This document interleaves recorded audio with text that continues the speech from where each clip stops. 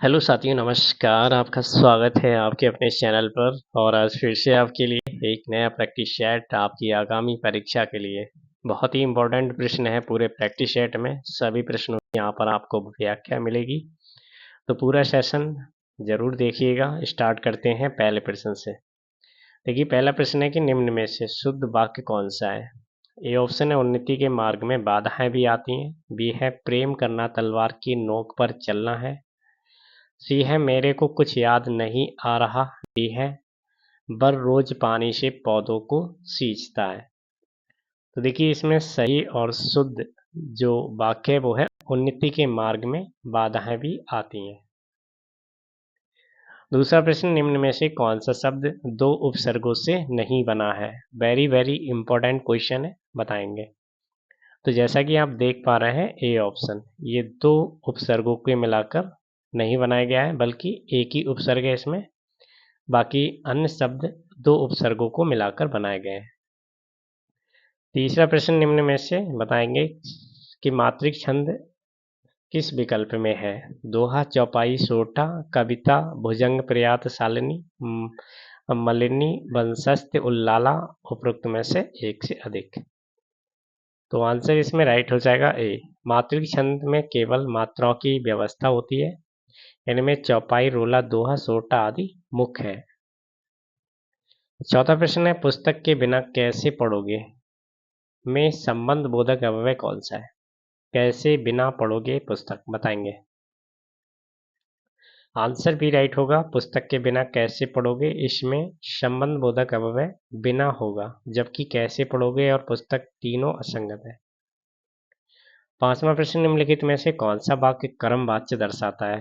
A option है मजदूरों द्वारा पेड़ काटा गया। बी है राधा से चला नहीं जाता। सी है मैं लेख लिखता हूँ। डी है रमेश कपड़े धो रहा है। आंसर इसमें राइट होगा ए। दिए गए विकल्पों में मजदूरों द्वारा पेड़ काटा गया वाक्य कर्म वाच्य दर्शाता है। मैं लेख लिखता हूँ और रमेश कपड़े धो रहा है, ये वाक्य कृतवाच्य के उदाहरण है। तथा राधा से चला नहीं जाता, ये भाववाच्य का उदाहरण है। तो देखिए, चारों जो वाक्य है सभी को आप अच्छे तरीके से सीख लिए हैं। Next question. अगला प्रश्न है कि वह नौकर नहीं आया वाक्य में कौन सा विशेषण है। गुणवाचक विशेषण है, संकेतवाचक विशेषण है, सार्वनामिक वाचक विशेषण है या परिणामवाचक विशेषण है, बताएंगे। आंसर इसमें राइट होगा सी। प्रश्नगत वाक्य में वह सार्वनामिक विशेषण है। संज्ञा के बदले जो शब्द आता है उसे सर्वनाम कहते हैं। जब यही विशेषण के समान प्रयुक्त हो तब सार्वनामिक विशेषण कहलाते हैं। अगला प्रश्न है, वैज्ञानिक दृष्टि का अपेक्षाकृत अभाव होता है। साहित्यकार में, साहित्य शास्त्री में, शल्य चिकित्सा में या वैज्ञानिक में। आंसर भी राइट होगा। साहित्य शास्त्री में वैज्ञानिक दृष्टि का अपेक्षाकृत अभाव होता है। अगला प्रश्न है, जलज किस प्रकार का शब्द है। रूढ़ शब्द है, यौगिक शब्द है, योग रूढ़ शब्द है, इनमें से कोई नहीं। आंसर इसमें राइट होगा सी। जलज योग रूढ़ शब्द है। बहुवचन समास के उदाहरण योग रूढ़ शब्द होते हैं। नवा प्रश्न है, विक्रम सेठ द्वारा लिखी गई कौन सी किताब एक कविता के रूप में 10 नीति कथाओं का संग्रह है। An equal music, the rivered earth, beastly tales या समर रीक बीम। तो सी ऑप्शन राइट होगा। बिस्टिली टेल्स विक्रम सेठ द्वारा लिखित पुस्तक है जो कविता के रूप में 10 नीति कथाओं का संग्रह है। विक्रम सेठ का जन्म वर्ष 1952 में हुआ था। इनके द्वारा equal music, a suitable boy, a suitable girl from heaven ले आदि लिखा गया था। संयुक्त राष्ट्र महासचिव एंटोनियो गुटरेस किस देश के प्रधानमंत्री थे। स्पेन, पुर्तगाल, ब्राजील या मैक्सिको। आंसर भी राइट होगा। संयुक्त राष्ट्र महासचिव एंटोनियो गुटरेस को चुना गया था, जो कि पुर्तगाल देश के प्रधानमंत्री थे, जिनका प्रथम कार्यकाल 1 जनवरी 2017 से 31 दिसंबर 2021 तक रहा। हवा महल 1977 ईस्वी में महाराजा खालिस्तान द्वारा बनवाया गया था। ये ऑप्शन है पृथ्वीराज चौहान, बी है राय बुलर भाट्टी, सी है सवाई प्रताप सिंह, डी है रानी पद्मनी। देखिए, राजस्थान के जयपुर में स्थित हवा महल का निर्माण 1799 ईस्वी में महाराजा सवाई प्रताप सिंह द्वारा करवाया गया था। इसका वास्तुकार लाल किला चंद उस्ताद था। इसकी सांस्कृतिक एवं स्थापत्य विरासत हिंदू राजपूत कला एवं इस्लामी मुगल वास्तुकला का मिश्रित प्रतिबिंब है। ये 5 मंजिला इमारत है जो राजपूत कलात्मक का उत्कृष्ट उदाहरण है। अगला प्रश्न, उत्तर प्रदेश का गंगा एक्सप्रेस वे उत्तर प्रदेश के कितने जिलों से गुजरेगा? 8 जिले, 12 जिले, 10 जिले या 14 जिले? बी ऑप्शन राइट होगा। उत्तर प्रदेश में गंगा एक्सप्रेस वे 594 किलोमीटर लंबा है जो उत्तर प्रदेश के 12 जिलों से गुजरेगा, जिसमें मेरठ, हापुड़, बुलंदशहर, अमरोहा, बदायूं, शाजापुर, हरदोई, उन्नाव, रायबरेली, प्रतापगढ़ और प्रयागराज शामिल है। अगला प्रश्न है, निम्नलिखित में से किसे प्रारंभिक भारतीय पुरातत्व की मुख्य अवधियों के घटनाक्रम के अनुसार क्रमबद्ध किया गया है? तो देखिए, 4 ऑप्शन आपके सामने और घटनाक्रम के अनुसार जो क्रमबद्ध है वो आपका बी होगा। सबसे पहले पुरापाषाण काल, फिर मध्यपाषाण काल, नवपाषाण काल, इसके बाद हड़प्पा सभ्यता। पारंपरिक फुलकारी कढ़ाई शैली किस राज्य से सबसे ज्यादा प्रसिद्ध है? पश्चिम बंगाल, ओडिशा, पंजाब, उत्तर प्रदेश? आंसर राइट होगा सी। फुलकारी एक तरह की कढ़ाई होती है जो चुनरी दुपट्टे पर हाथों से की जाती है। फुलकारी शब्द फूल और कार से बना है, जिसका अर्थ होता है फूलों की कलाकारी। इस सेशन अगर आपको पसंद आ रहा है तो आपको इससे बहुत ही ज़्यादा रिक्वेस्ट है कि आप इसको शेयर जरूर कर दें, लाइक भी कर दें। तो देखिए, 15वां प्रश्न की निम्नलिखित में से कौन सा विकल्प सही सम्मिलित नहीं है? कुंडूरू प्रपात, स्वर्णरेखा नदी, चंचय प्रपात, बीहड़ नदी, धुआंधार प्रपात, नर्मदा नदी, बूढ़ा घाघ प्रपात, कांची नदी? आंसर इसमें राइट होगा डी। लोध जलप्रपात बूढ़ा घाघ के नाम से भी जाना जाता है। भारत में झारखंड राज्य के लातेहार जिले के दक्षिण प्रभाव पलामू टाइगर रिजर्व के मध्य जंगल में एक झरना है। यह झारखंड का सबसे बड़ा झरना है और भारत का 21वां सबसे ऊंचा झरना है। अगला प्रश्न है, संविधान का उल्लंघन करने के लिए किसके निष्कासन को महाभियोग की प्रक्रिया से आरंभ किया जाता है? उपराष्ट्रपति, राष्ट्रपति, प्रधानमंत्री या सभापति, स्पीकर? तो देखिए, इसमें डी ऑप्शन राइट होगा। भारत की संसद द्वारा भारत के संविधान का उल्लंघन करने पर राष्ट्रपति को उसके कार्यकाल से पहले महाभियोग के माध्यम से हटाया जा सकता है। ये प्रक्रिया संसद के दोनों सदनों में किसी एक से शुरू हो सकती है। सदन की शुरुआत राष्ट्रपति पर आरोप लगाने से होती है। अगला प्रश्न है, 58 में ज्ञानपीठ पुरस्कार से किसे सम्मानित किया गया था? गुलजार, जगत गुरु भद्राचार्य? ए और बी दोनों इनमें से कोई नहीं। आंसर सी राइट होगा। ज्ञानपीठ पुरस्कार गीतकार और कवि गुलजार संस्कृत विद्वान जगत गुरु रामभद्राचार्य को प्रदान किया गया था। जैन धर्म के संस्थापक और पहले तीर्थकर ऋषभनाथ का जन्म कहाँ हुआ था? आंसर राइट होगा ए, अयोध्या में। अगला प्रश्न है, भगवान विष्णु को समर्पित उत्तर प्रदेश के देवगढ़ में स्थित दशावतार मंदिर जो कि सबसे पहले ज्ञान पंचायत मंदिर है, किस काल में बनवाया गया था? तो आंसर ए राइट होगा। कंपिल को महाकाव्य महाभारत की रानी द्रौपदी के पिता राजा द्रुपद की राजधानी माना जाता है। इस शहर को जैन धर्म के 13वें तीर्थकर ब्राह्मण विमल नाथ के जन्म स्थली के रूप में भी जाना जाता है, जो उत्तर प्रदेश के एटा जिले में स्थित है। अगला प्रश्न है, ओवारा जल विद्युत केंद्र किस जिले में स्थित है? आंसर राइट होगा ए, सोनभद्र। अगला प्रश्न है, कौन सा सम्मिलित नहीं है? झील और राज्य यहाँ पर दिए गए हैं। देखिए, भीमताल झील उत्तराखंड, पुलिकट झील तमिलनाडु, लोकटक झील मणिपुर, रूपकुंड झील हिमाचल प्रदेश? तो आंसर इसमें राइट होगा डी। रूपकुंड झील उत्तराखंड राज्य में स्थित है। रूपकुंड झील को कंकालों वाली झील भी कहा जाता है क्योंकि इसके आसपास कई कंकाल बिखरे हुए मिले लोगों को। अगला प्रश्न है, सैयद बंधुओं की सभ्यता से फर्रुख सियर बादशाह बना, अतः सैयद बंधु का काल कहा जाता है। आंसर इसमें राइट होगा डी। सैयद बंधु हुसैन अली और उसका भाई अब्दुल्ला भारतीय इतिहास में किंग मेकर राजा बनने वाले के नाम से जाना जाते थे। राज्य में अपने प्रभाव के कारण किसी को भी बादशाह बनाने की क्षमता रखते थे। इन्होंने फर्रुख खिसियर, रफी उद्दर्जा, रफी उद्दौला और मोहम्मद शाह को सिंहासन पर बैठाया था। तो ये था 1713 से 1720 में।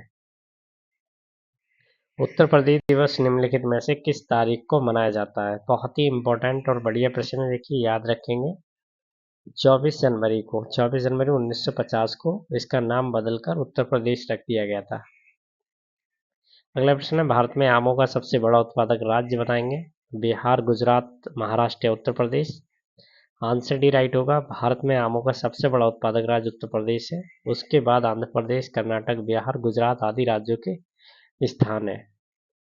चंद्रप्रभा वन्यजीव अभयारण्य उत्तर प्रदेश के किस जिले में स्थित है? वेरी वेरी इंपॉर्टेंट क्वेश्चन, आपको पता है ये आपका चंदौली जिले में है चंद्रप्रभा वन्यजीव अभयारण्य। अगला प्रश्न, उत्तर प्रदेश में चमड़ा व्यवसाय का एक मुख्य केंद्र बताएंगे? Kanpur, Lucknow, Ghaziabad, Varanasi? Answer A right होगा, कानपुर। अगला प्रश्न, उत्तर प्रदेश के किस शहर को सिरेमिक सिटी कहा जाता है? लखनऊ, मुरादाबाद, प्रयागराज, खुर्जा? तो देखिए ये खुर्जा है, जो कि भारत के उत्तर प्रदेश राज्य के बुलंदशहर जिले में स्थित है। खुर्जा को सिरेमिक सिटी के नाम से जाना जाता है।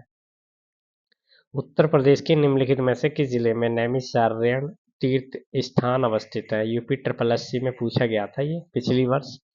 अयोध्या, सुल्तानपुर, मुरादाबाद या सीतापुर? तो देखिए इसमें राइट आंसर आप लगाएंगे डी, सीतापुर। ठीक है। अगला प्रश्न है, केंद्रीय पक्षी अनुसंधान संस्थान CARI उत्तर प्रदेश के किस शहर में है? ये भी प्रश्न पूछा गया था, तो याद रखेंगे ये था बरेली में। उत्तर प्रदेश में ललित कला academy, national academy of art क्षेत्रीय केंद्र में स्थित है।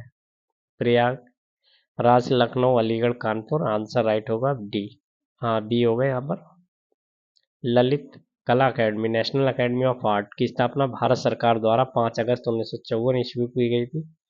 ये ललित कला और चित्रकला, गृह निर्माण कला, मूर्ति कला के क्षेत्र में उल्लेखनीय कार्य करने हेतु स्थापित की गई थी। अगला प्रश्न, उत्तर प्रदेश का बीज प्रमाणीकरण ब्यूरो कहाँ पर स्थित है?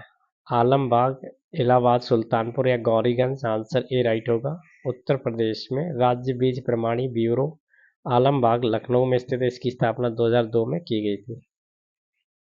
भारत कला भवन कहाँ पर स्थित है? लखनऊ, बनारस, इलाहाबाद, आगरा? तो भारत कला भवन आपका जो है बनारस में है। काशी हिंदू विश्वविद्यालय के प्रांगण में स्थित एक संग्रहालय है। यहाँ भारत में प्रचलित लगभग सभी शैलियों के चित्रों का विशाल संग्रह है। भारत कला भवन की स्थापना राय कृष्णा दास ने 1920 में की थी। अगला प्रश्न, निम्न में से कहाँ पर सुंदरवन है? गंगा ब्रह्मपुत्र डेल्टा में, दक्कन के पठार में, गोदावरी डेल्टा में या महानदी डेल्टा में? आंसर राइट होगा ए, सुंदर डेल्टा भारत तथा बांग्लादेश विस्तारित विश्व का सबसे बड़ा नदी डेल्टा है। इस डेल्टा का निर्माण गंगा नदी, ब्रह्मपुत्र नदी के द्वारा होता है। यहाँ के बंगाल टाइगर विश्व भर में प्रसिद्ध है। अगला प्रश्न है, तीसरी बौद्ध परिषद किस शहर में आयोजित की गई थी? यंगून, पाटलिपुत्र, वैशाली या राजगीर? आंसर राइट होगा बी। तीसरी बौद्ध संगति 250 ईसा पूर्व पाटलिपुत्र शहर में सम्राट अशोक के संरक्षण में हुई थी। इसके अध्यक्ष मेगालिपुत्तिस थे। अगला प्रश्न है, भारतीय स्वतंत्रता के लिए बर्लिन समिति किस योजना के तहत स्थापित की गई थी? कैनॉन सीमा योजना, एनी लार्सन योजना, जिमरमैन योजना या पनन रिटर योजना? सी ऑप्शन राइट होगा। भारतीय स्वतंत्रता के लिए बर्लिन समिति जिमरमैन योजना के अंतर्गत गठित की गई थी। बर्लिन कमेटी की स्थापना सन 1915 में भूपेंद्र नाथ दत्ता, लाला हरदयाल एवं वीरेंद्र नाथ चट्टोपाध्याय द्वारा की गई थी। इस समिति का प्रमुख उद्देश्य भारतीय स्वतंत्रता आंदोलन को बढ़ावा देना था। अगला प्रश्न, निम्न में से उत्तर प्रदेश के किस शहर को भारतीय प्रौद्योगिकी संस्थान अवस्थित है? Prayagraj, Bareilly, Lucknow, Kanpur? Answer D right होगा। उत्तर प्रदेश में 2 भारतीय प्रागैतिहासिक संस्थान है। प्रथम भारतीय प्रौद्योगिकी संस्थान कानपुर में स्थित है और दूसरा भारतीय प्रौद्योगिकी संस्थान आपका वाराणसी में स्थित है। भारत के संविधान का निम्नलिखित में से कौन सा अनुच्छेद राष्ट्रपति के चुनाव की प्रक्रिया से संबंधित है? अनुच्छेद 67, अनुच्छेद 55, अनुच्छेद 51 या अनुच्छेद 74? आंसर भी राइट होगा। अनुच्छेद 55 का संबंध राष्ट्रपति के निर्वाचन से है। राष्ट्रपति का निर्वाचन अनुपातिक प्रतिनिधित्व की एक संक्रमणीय पद्धति द्वारा होता है। अगला प्रश्न, भारत का सबसे बड़ा बॉक्साइट उत्पादक राज्य है? Odisha, Uttar Pradesh, Tamil Nadu, Madhya Pradesh. Answer A right होगा। भारत में ओडिशा, गुजरात एवं झारखंड प्रमुख बॉक्साइट उत्पादक राज्य हैं। बॉक्साइट का एल्युमिनियम से भरपूर तलैटी चट्टान है जो कि लैटराइट मिट्टी से बनती है। मद्रास हिंदू सामाजिक सुधार एसोसिएशन का आरंभ किसकी मदद के लिए हुआ था? गरीबी, बच्चों, विकलांगों, देवदासियों या जनजातीय लोगों के लिए। आंसर सी राइट होगा। 1892 में मद्रास हिंदू सामाजिक सुधार एसोसिएशन की स्थापना देवदासियों एवं वैश्याओं के मदद के उद्देश्य के लिए की गई थी। देवदासियों हिंदू राजा महाराजाओं के दरबार में नृत्य करती थी। दुनिया का तीसरा सबसे अधिक जनसंख्या वाला देश बताएंगे? तो देखिए, इसमें आप राइट आंसर सी लगा देंगे, संयुक्त राज्य अमेरिका है ये। जबकि दुनिया का पहला देश जनसंख्या में भारत, दूसरे में चीन। ठीक है। अगला प्रश्न है, वर्तमान समय में भारतीय संविधान के कितने भाग हैं? 15, 20, 25 या 30। आंसर राइट होगा सी, 25। अगला प्रश्न, लोकसभा की कितनी सीटें अनुसूचित जाति के लिए आरक्षित हैं? 84, 76, 62 या 47। तो आंसर ए राइट होगा 84। लोकसभा में अनुसूचित जाति के लिए 84 तथा अनुसूचित जनजाति के लिए 47 सीटें आरक्षित की गई है। भारतीय संविधान के अनुच्छेद 330 में से लोकसभा में अनुसूचित जाति जनजाति के स्थान के आरक्षण का प्रावधान किया गया है। अगला प्रश्न है, बाबर को कन्नौज में किसकी सेना का सामना करना पड़ा था? चंदेलों, परमारों, लोदियों या उपरोक्त में सभी। तो बाबर को कन्नौज में लोदियों की सेना का सामना करना पड़ा था। अगला प्रश्न, निम्नलिखित में से कौन भारत का पाकिस्तान के बीच नियंत्रण रेखा का युद्ध विराम के उल्लंघन की निगरानी करता है तथा विवरण देता है? तो यह है आपका UNMOGIP, जिसका पूरा नाम है United nation military over surveyor group in India and Pakistan, जो भारत और पाकिस्तान के बीच नियंत्रण रेखा पर युद्ध विराम के उल्लंघन पर निगरानी करता है।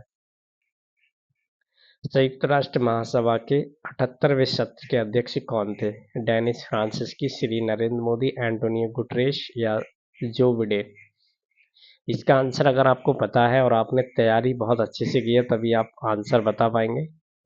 तो कमेंट में ज़रूर आंसर बताएं। बाकी सेशन आपको अच्छा लगा है तो लाइक करें, शेयर करें, और चैनल पर आप नए हैं, जुड़ना चाहते हैं चैनल के साथ, सब्सक्राइब कर बेल आइकन को ऑल नोटिफिकेशन पे ऑन करके रखें। आगे